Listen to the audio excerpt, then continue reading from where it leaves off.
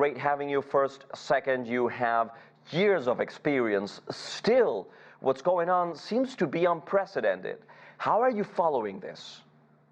Well, thank you, Diego. Well, it's obviously brought the Middle East into a new era, really, where Israel is trying to fundamentally shift the balance of power away from Iran and its axis of resistance partners, and really put the Islamic Republic on its back foot to a degree that we have not seen in decades.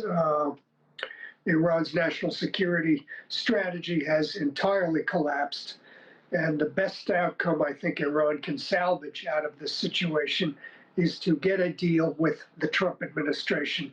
And Iran is going to have to agree, I would argue, to eliminate its uranium enrichment program. That is the only deal Iran is going to get at this point. If it does not take that deal, it is going to be turned into almost the equivalent of Gaza at this point. And there are going to be repeated Israeli strikes, very, very punishing strikes, possibly even involving the United States. And Kenneth, I understand this, but at the same time, Iran has been crawling towards nuclear technology for decades, and it has paid off to negotiate and to renegotiate and to renegotiate and continue with its plans.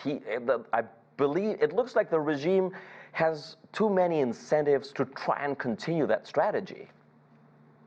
Well, in 2015, they did bargain most of the program away in return for sanctions relief, comprehensive sanctions relief.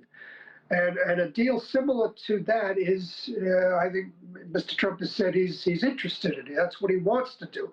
He wants Iran not to be a pariah state. He wants Iran to be integrated into the region. But in return, Iran must give up any option, even in the future, of developing a nuclear weapons capability. And so far, Iran has not been willing to concede that. The Ayatollah Supreme Leader, Ayatollah Ali Khamenei, is he's from the original ideology of the revolution, and he is very uncompromising and has not agreed to it. But I think his advisors might try to bring him to a different position now. I see. And just to try and go deeper with this analysis, do you believe that Benjamin Netanyahu and his government have the support from the general public in Israel to continue with this campaign? Well, it really depends on the level of casualties. And so far, the casualties have been very light, as they were last year, too. The United States is helping intercept these missiles and these drones, so that helps Netanyahu.